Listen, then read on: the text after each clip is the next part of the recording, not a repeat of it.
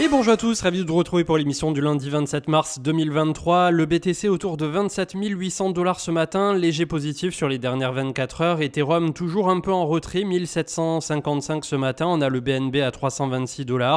On voit que ce top 25 est plus ou moins à l'équilibre avec un petit recul de LTC 91,43 ce matin, moins 2%. Et on a plus 3,89 pour The Open Network, moins 2 pour Monero.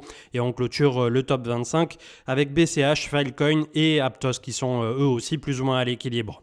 Du côté du 4 heures, donc on a désormais un micro-support intermédiaire qui se trouve autour de la zone. Alors ici on est sur BitMEX, ça peut varier à plus ou moins 100 $ du côté des autres échangeurs, autour de 26 650. En haut, on a eu le double échec deux fois consécutivement autour de 28 008, 28 009 et on voit que pour l'instant on a un désintérêt du côté des Open Interest et on avait eu le fameux vendredi dernier aussi, vendredi des 4 sorcières, donc avec toutes ces clôtures sur les options et les futurs trimestriels, donc ça n'était pas rien.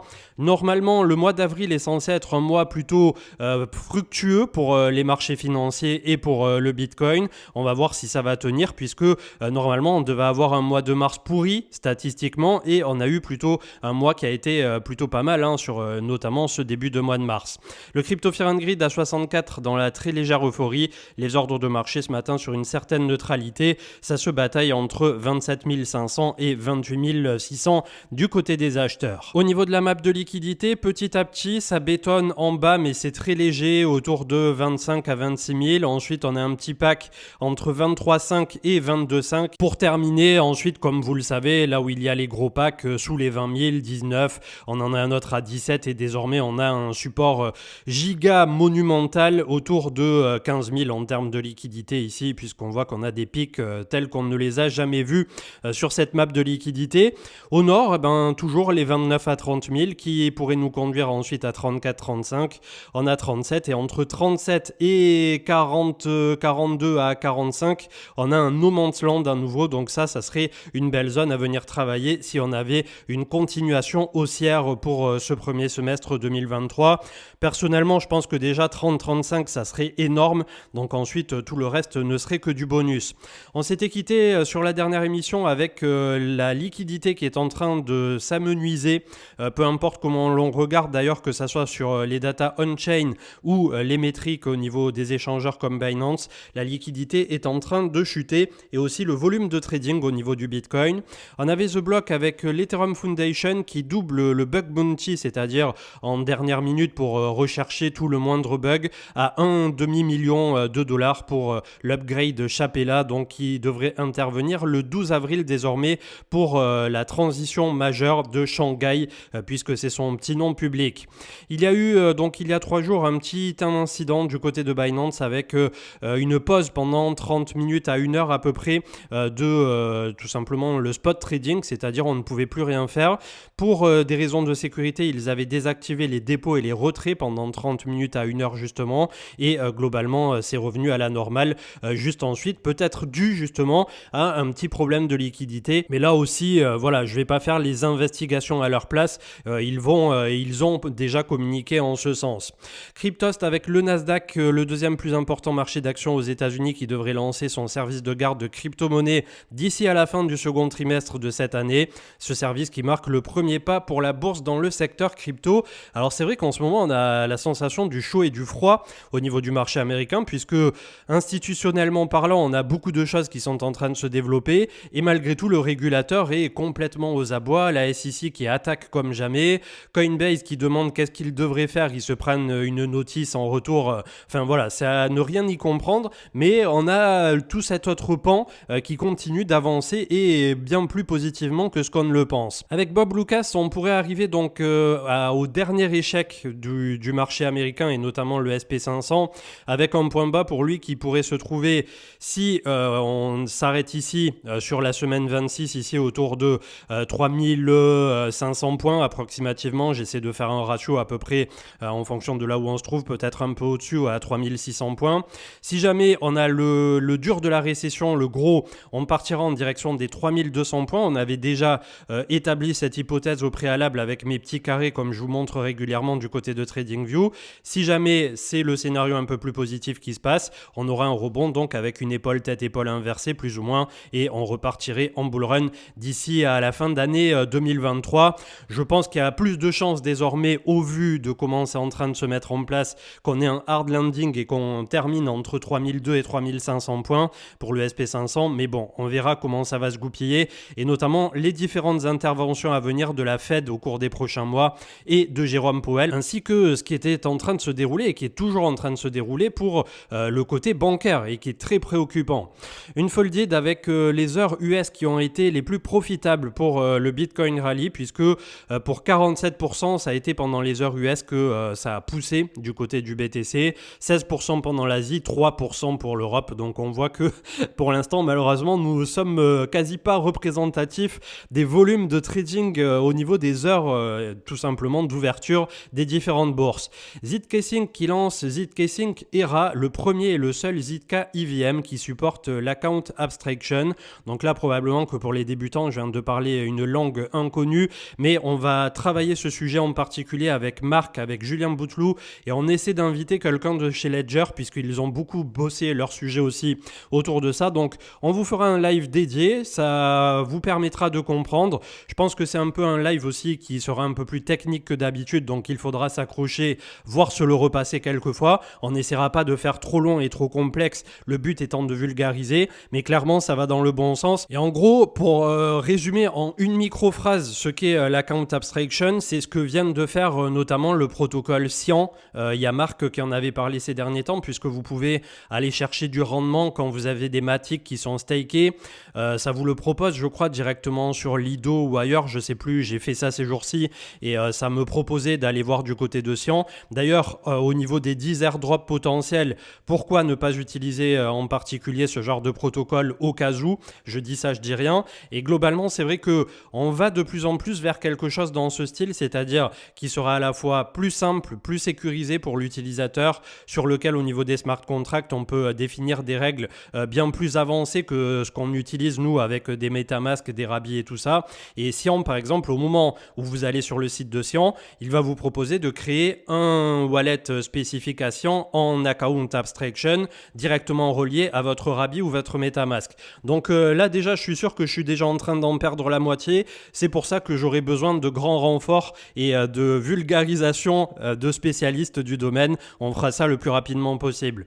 Avec Goku, Universal Pictures qui lance un jeu Web3 pour promouvoir son dernier film de vampire, Renfield, le projet a choisi la blockchain Aptos et privilégie volontairement les termes tels que objet de collection numérique plutôt que NFT pour éviter toute controverse. Christine Lagarde de la BCE qui a déclaré qu'ils avaient tous les outils pour venir au terme, on va dire, de cette crise de liquidité dans la zone euro. Donc globalement, ils sont prêts à déclencher l'imprimante sur demande si jamais le besoin se fait ressentir, et à mon avis, ça ne va pas tarder. Game of Trade qui nous mettait en avant que à partir du moment où on a eu l'inflation qui était au-dessus de 4,5%, c'était l'excellent Stanley Druckenmiller qui avait mis ça en exergue au niveau des différentes crises passées.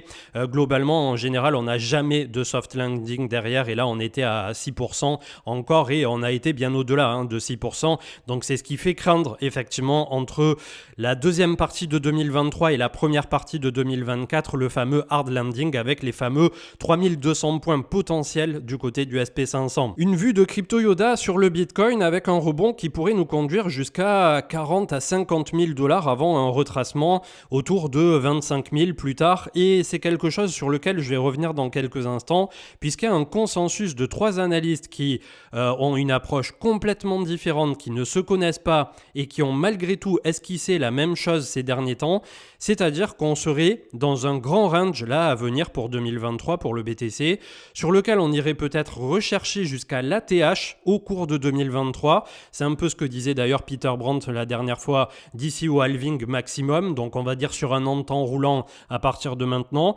pour ensuite avoir de nouveau une purge immense et revenir chercher les points bas quelque part entre 20 et 30 000.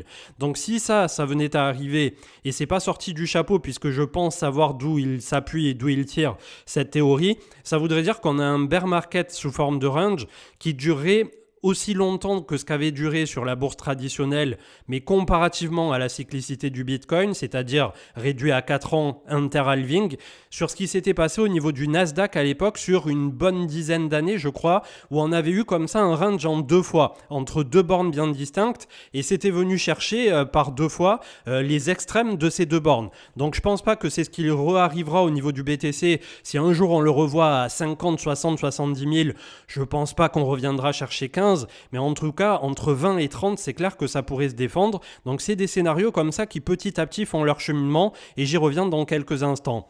Le parfois décrié USDT Tether à cause de ses réserves qualifiées d'opaques qui revendiquent désormais un trésor de guerre additionnel de 1,7 milliard au-delà des stablecoins qu'ils ont émis. Ça aussi, on en a discuté souvent, que ça soit ici sur la chaîne YouTube ou sur le live quand on fait les lives.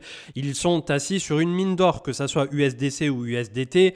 Ils génèrent avec les bons au trésor qu'ils détiennent actuellement et qui ont des rendements stratosphériques par rapport à l'accoutumée. On a vraiment une mine d'or pour tous ces stablecoins qui sont adossés à du dollar et qui les mettent en majorité à travailler comme ça sur des bons au trésor. Au niveau de TraderXO qui nous propose le psychology sheet de Wall Street qu'on ne connaît que trop bien désormais, et si on avait cet échec autour des 1150 milliards de capitalisation pour aller faire tout simplement le point bas final, c'est-à-dire qu'on ne l'aurait toujours pas fait, on fera un point bas légèrement plus bas que le point précédent, c'est-à-dire revenir voir un Bitcoin à 15 000, voire légèrement sous les 15 000 pour enfin avoir la finalité de ce bear market et un rallye un peu plus prononcé. J'ai trouvé ça intéressant comme approche, donc je vous le partage. Comme d'habitude, c'est pas forcément ce que je privilégie de mon côté, mais ça a le mérite à la fois de traiter les sujets, on va dire un peu plus négatifs, en même temps que les sujets un peu plus positifs, et ça permet de faire une certaine moyenne et une neutralité à l'arrivée. Avec Spicer TF sur Twitter, obligations, hausse ou baisse, pourquoi il est haussier sur les obligations US long terme. Donc vous avez un petit trade ici qui est très bien mené, et c'est pas souvent que sont traitées les obligations. Avec Will Clement, le montant de Bitcoin supply qui n'a pas bougé depuis au moins 2 ans, qui continue de monter jour après jour. Et on avait vu que même sur un an, je crois qu'on a à peu près 70% du supply de BTC qui n'a pas bougé depuis une année révolue. Avec Goku, plus de 1200 banques allemandes peuvent désormais proposer le trading de Bitcoin à leurs clients. En effet, la Deutsche Wertpapier Service Bank AG a annoncé le lancement de WPNex qui permet à plus de 1200 banques affiliées d'offrir le trading BTC à leurs clients. Un excellent trade de esprit cryptique autour de la réflexion, autour de la proposition de loi influenceur. Donc il y a eu énormément de débats, surtout autour de cette déclaration qu'a faite le député français Stéphane Vojetta, puisqu'il est à l'origine copropositaire de cette proposition de loi. Je ne sais même pas si on dit copropositaire, mais bon, bref, vous aurez compris. J'ai la flemme d'aller chercher dans le dictionnaire ou quoi que ce soit. Mais globalement, pour monsieur Stéphane Vojetta, à partir du moment où on est domicilié au Japon, au Canada ou en Australie et qu'on parle français et qu'on s'adresse potentiellement à des Français, on serait soumis au texte de loi. Donc globalement, on voit que quelque part, c'est un peu ni queue ni tête de la façon dont c'est présenté. Malgré tout, nous, au niveau des influenceurs, entre grands guillemets, puisque pour la majorité dans les cryptos, on ne se qualifierait pas du tout comme ça, on est des créateurs de contenu avant tout. Et pour ceux qui suivent la quotidienne depuis 1 an, 2 ans, 3 ans, maintenant 4 même, puisque on a dépassé les 4 années révolues, c'était même YouTube l'autre fois qui m'en a fait part. Globalement, c'est vrai que quand on regarde ici en termes de ratio sur YouTube, au niveau de la quotidienne, ça représente peut-être 2 émissions par mois et on en fait à minima 5 par semaine, voire 7 parfois, et ça représente, on va dire, entre 2 sponsors quand on est en bear market par mois à 4 sponsors peut-être quand on était en bull run, et ce qui faisait une publication rémunérée par semaine en bull run, une publication tous les 15 jours rémunérée au cours de ce bear market. Alors que un véritable influenceur, à mon sens, quand on voit sur Instagram et tout ça, c'est quelqu'un qui tous les jours va vous pousser un lien qui est avec un lien de code de réduction ou des trucs comme ça. Donc après, chacun son business model, là n'est pas du tout le sens du propos ou quelconque critique que ce soit, mais c'est vrai que comme c'est une proposition de loi qui est extrêmement vague, extrêmement floue et tellement large que ça met tout le monde dans le même panier pour absolument tout type de même produit, et nous pour la crypto en plus, ça nous obligerait à ne plus parler que de PSAN qui sont d'ici un an obligés de passer vers l'agrément PSAN, puisque là c'était un simple enregistrement et à ce jour personne n'a l'agrément, et probablement que d'ici un an, mis à part une ou deux sociétés qui pourraient avoir un semblant de licence bancaire en France, à mon avis l'agrément, il y aura quasiment personne qui pourra l'avoir. Ils vont devoir revoir ce qu'est jusqu'à cet agrément d'un point de vue structurel. Donc inutile de vous dire qu'en gros, d'un point de vue rémunéré, sponsorisé, c'est clair qu'on ne pourrait quasiment plus parler de rien. Alors peut-être qu'à ce jour, il y en a à qui ça fait plaisir de voir les créateurs de contenu se faire fermer complètement le robinet. Mais personnellement, avec le travail que je fais au quotidien sur YouTube et pour avoir une totale transparence avec tout le monde, là le mois dernier, alors certes on est en bear market et ça paie plus comme ça a eu payé au cours du bull run, on était à peu près entre 1500 et 1700 euros de revenus YouTube. Ce qui fait que quand tu passes ça dans une société, tu divises à peu près par deux si jamais tu veux te payer. Les entrepreneurs français sauront de quoi je parle et globalement, voilà, s'il n'y a pas les sponsors autour, on ne peut pas vivre de notre activité. Alors, heureusement que d'un point de vue personnel, les investissements que j'ai faits au travers du temps et notamment dans la crypto, ça s'est révélé extrêmement payant ces dernières années. Ce qui fait que quand bien même demain j'ai mon activité professionnelle qui tombe, je ne serai pas complètement à la rue et Dieu merci. Ça s'est plutôt bien passé pour moi de ce côté-là. Mais c'est vrai qu'au niveau... Moi, je pense aussi aux plus petits. C'est pas que de penser à son propre beefsteak. Quand on a des Crypto Goku, quand on a des... Je sais pas, il y en a plein, des Monsieur TK. Bon, après, lui, il est belge, il est pas français. Et même pour Goku, je sais pas s'il est en France. Mais j'essaie de penser tout simplement au sens large de cette industrie qui est en train de se développer. Et à mon sens, qui se développe plutôt pas mal en France, positivement, avec des gens qui annoncent les partenariats, qui essaient de faire ça carré et d'être avenants et prévenants sur les risques de marché. Pourquoi être à ce point, on va dire, restrictif plutôt que d'essayer de nous apporter un cadre qui soit open mais sur lequel on puisse s'appuyer quand on sait à quel point il y a peu de PSAN encore à l'heure actuelle, même des enregistrements, et à quel point les PSAN la plupart du temps ne sont pas les payeurs aussi au niveau des influenceurs ou des créateurs de contenu. Donc c'est un peu un fourre-tout, j'espère que le meilleur en ressortira, la réponse sous 24, 48, 72 heures au maximum. On va voir un peu ce qui va en ressortir, mais c'est vrai que ça risque de ne faire que de déplacer le problème d'un point de vue des influenceurs qui sont déjà en majorité pour 95% à l'étranger, même de ceux qui parlent français, et ensuite d'avoir une personne, comme il le suggérait ici, qui soit rattachée en France pour être attaquable judiciairement d'un point de vue français, même si vous habitez à Tombouctou. Voilà, à l'ère d'Internet, c'est complètement aberrant d'entendre des trucs pareils, mais c'est là, je pense qu'ils se rendront compte de la propre absurdité de cette proposition, que malgré tout, on soutient un minimum, nous, en tant que créateurs de contenu, pour avoir un cadre et quelque chose qui, à la fois, protège un minimum les personnes qui sont derrière leur écran et qui regardent les contenus sponsorisés quand ils arrivent, mais aussi qui nous protège nous-mêmes. D'un point de vue de la bulle spéculative qui est en train d'exploser en ce moment, ou du moins de la crise bancaire qui n'est pas sans rappeler Subprime, je vous ai partagé l'émission d'Arte qui retrace tout ce qui s'est passé en 2007. J'ai trouvé ça vraiment très prenant dans le sens où on a l'impression de revivre la même chose continuellement. Et c'est ce que je disais à un proche ce week-end. Je disais tout simplement, j'ai la sensation qu'on revit la même boucle indéfiniment de ce qui se déroule d'un point de vue de la finance moderne. Et c'est assez fou de voir qu'à chaque fois ça fonctionne sur le même motif, avec les mêmes crises aussi sociales en simultané, tous les gens qui sont dans la rue et tout ça. Alors là, ce coup-ci, c'est potentiellement pour les retraites avec slash un peu le fond inflation, que tout a trop monté et plus personne n'arrive à remplir ni le caddie ni l'assiette. C'est un peu un package global, mais à l'époque ici en 2007-2008 c'était encore autre chose, et il y avait eu, je crois en 2010, des manifestations assez importantes. Enfin voilà, à chaque fois on retrouve ce cycle continuel qui revient s'alimenter comme ça, avec des bulles où tout monte et tout va bien et tout est génial, et derrière la même retombée avec exactement les mêmes exactitudes. D'un point de vue du chart, Bob Lucas qui disait que c'est pas le moment d'avoir peur, et c'est ce que je vous disais tout à l'heure, il fait partie de ceux qui visent en retour à 70 000. Alors ils n'ont pas timé bien évidemment, mais Globalement, c'est vrai que c'est à se poser la question de si on avait cette continuation au niveau de la déroute bancaire, est-ce que le Bitcoin ne va pas continuer de draguer pas mal de fonds et de tout simplement enfin avoir son rôle de réserve de valeur. En fin de journée, le 25, il y avait eu une déclaration au niveau des autorités US qui prévoyait d'étendre le plan d'urgence pour toutes les propositions de prêts, de facilité, notamment sur le repos, c'est-à-dire les prêts nocturnes interbancaires et tout ça, pour que tout ça continue de fonctionner correctement. C'est un peu une crise de confiance aussi qui est en cours au niveau du système bancaire. C'est pas que pour les particuliers, c'est aussi entre eux. Un peu, ils se regardent les yeux dans les yeux en mode lequel va défaillir le premier. Donc c'était Bloomberg qui rapportait ça. On a Miles Dutcher donc qui nous donne les 10 airdrops, mais je vous l'ai déjà donné précédemment. J'ai juste fait remonter le topic au niveau de ce week-end parce qu'il y avait des personnes qui me l'avaient demandé. Donc pour les 10 airdrops qui pourraient arriver pour ceux qui ont loupé Arbitrum.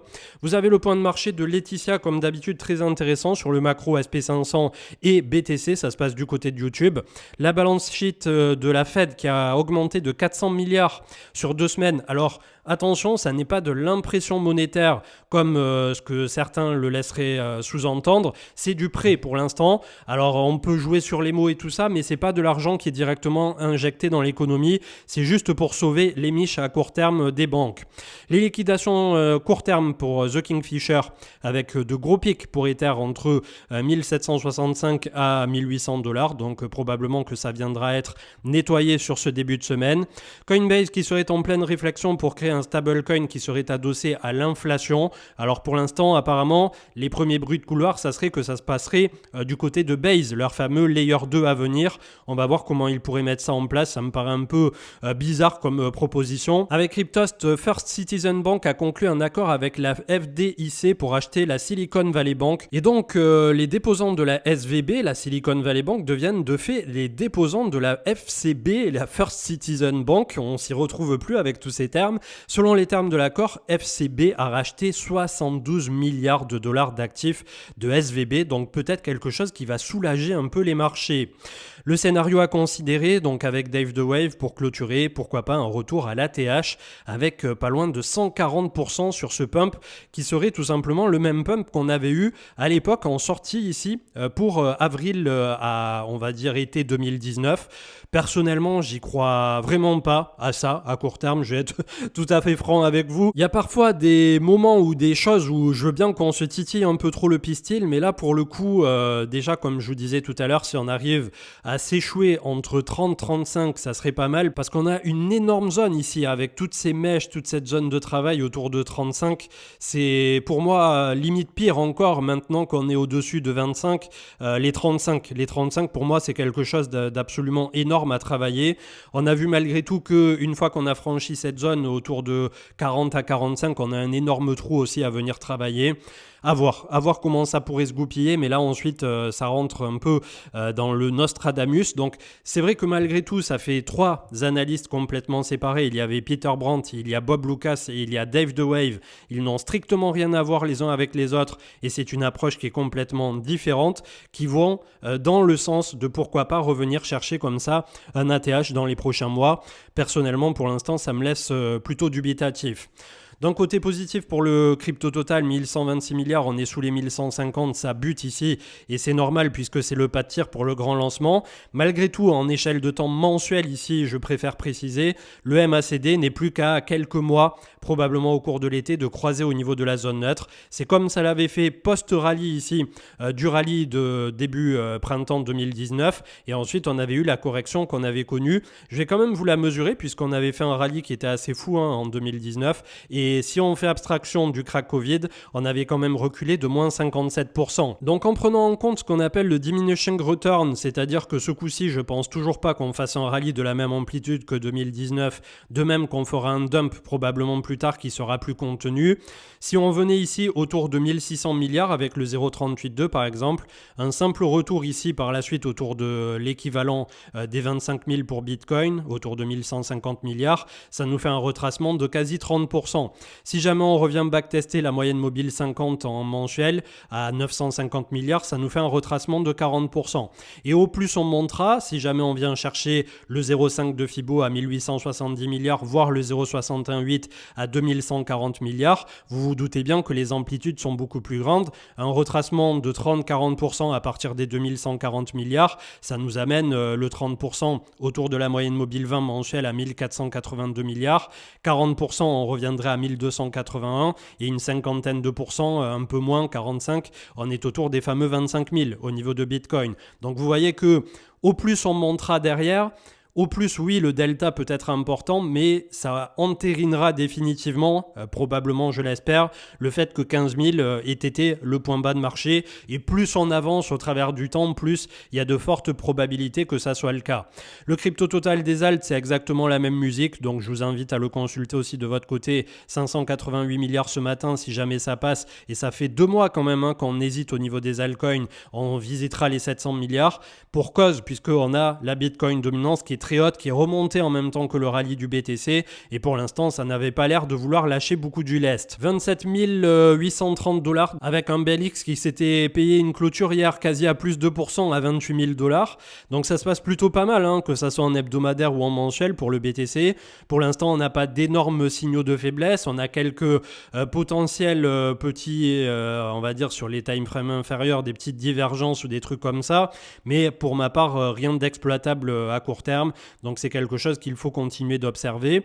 On a le nœud Ether qui vaut 56 000 dollars ce matin pour les 32 Ethers. Là aussi je pense que le gros de la baisse est derrière nous, et notamment avec sous un mois ou deux de plus le croisement haussier en zone neutre ici post-Shanghai. Donc ça devrait plutôt pas mal se goupiller pour la seconde blockchain et crypto-monnaie du marché. Un Ether se négocie ce matin à 1754. Là aussi on est sous le pas de tir qui pourrait nous conduire assez rapidement entre 2000 et 2400 dollars par la suite. Le DXY à 103 points pour le dollar, donc pour l'instant il fait le yo-yo un peu dès qu'il touche ici cette zone assez critique entre 100 et 101 points, et pour cause, c'est un énorme support long terme, ça n'est pas rien pour le dollar, donc à voir comment ça pourrait réagir par la suite. Et enfin la Bitcoin dominance qui est proche des 48%, elle continue, on voit qu'en mensuel on imprime d'énormes bougies au niveau de la Bitcoin dominance. Tant que ça c'est fort, tant que le Bitcoin est fort, eh bien les alts sont en train de saigner à la fois un peu contre le dollar et beaucoup contre le Bitcoin. Donc clairement, vous voyez que sur cette première phase primaire, je vais dire de pré-bull run, c'est-à-dire de pré-chauffage, si on voit 2023 comme le pré-bull run, 2024 avec le halving et peut-être 2025 avec le véritable bull run derrière, si tant est qu'on n'a pas ce fameux scénario qu'ont esquissé les 3 pontes là, analystes, en disant que peut-être on verrait les 70 000 à nouveau bien plus tôt que ce qu'on ne le pense. En tout cas, pour l'instant, Bitcoin joue son grand show, et c'est ce qui fait que les alts sont complètement à l'arrêt, voire à la traîne, et que je vois déjà bon nombre de personnes s'impatienter ou se dire que ça y est, tout est fichu, etc. Puisqu'il y a aussi pas mal de gens pour qui c'est le premier cycle et qui n'ont connu que la baisse, qui se sont intéressés aux cryptos en 2022 et qui n'ont connu jusqu'ici que la baisse. Donc c'est quelque chose à prendre en considération. J'ai pas screené spécialement les altcoins et tout ça, donc pour l'instant de toute façon c'est Bitcoin qui mène la danse, et on verra comment ça pourra se goupiller donc pour cette clôture du mois de mars qui a priori va se passer très largement dans le vert, et l'entame du mois d'avril qui pourrait nous offrir là aussi de très belles choses si on vient à continuer sur la même dynamique, tout en ayant en prise de considération que effectivement le macro n'est pas super bien aligné ni à court terme ni à moyen terme, avec dans un coin de sa tête pour le SP500 ce hard landing qui pourrait arriver, donc avec cette case que je vous avais mis bien longtemps à l'avance ici entre 3200 points et 3004-3005 si jamais on venait à avoir El Famoso hard landing. Donc on verra comment ça va se dérouler pour la suite, mais c'est un scénario en 2 temps qui serait pas franchement si dégueulasse que ça. C'est juste que d'un point de vue des cryptos, il faudra être un peu plus proactif que d'habitude si jamais on venait à 40-50 000 dollars ou que sais-je sur Bitcoin, pour quand même là ça vaudra le coup je suppose prendre quelques profits en cours de route, même pour ceux qui visaient un horizon de temps de 2-3 ans. Après, comme d'habitude, je dis souvent, chacun est maître de son destin et de ses investissements. Personnellement, je donne mon ressenti au quotidien sur cette chaîne et j'espère qu'au travers du temps, c'est ce qui vous apporte et vous permet de survivre suffisamment longtemps pour en voir toute la beauté justement de ce marché et ce qui fait que aussi aujourd'hui, au vu de ces lois qui sont en train d'être mises en place, on a besoin un minimum de votre soutien, de votre support. Je sais que d'un point de vue purement législatif, on n'aura probablement aucun poids sur tout ça et il y a Asher Owen Simonin qui est en train de faire le max du max pour l'intégralité de cette industrie-là. Malgré tout, on aura probablement des choses positives qui ressortiront de tout ça. Donc comme vous le savez, et je clôturerai l'émission là-dessus, je préfère voir le verre une fois de plus à moitié plein qu'à moitié vide. On se retrouve ce soir pour l'émission Twitch avec Marc et Manu comme d'habitude et je vous souhaite un excellent début de semaine, un excellent lundi et je vous dis à ce soir. Ciao ciao.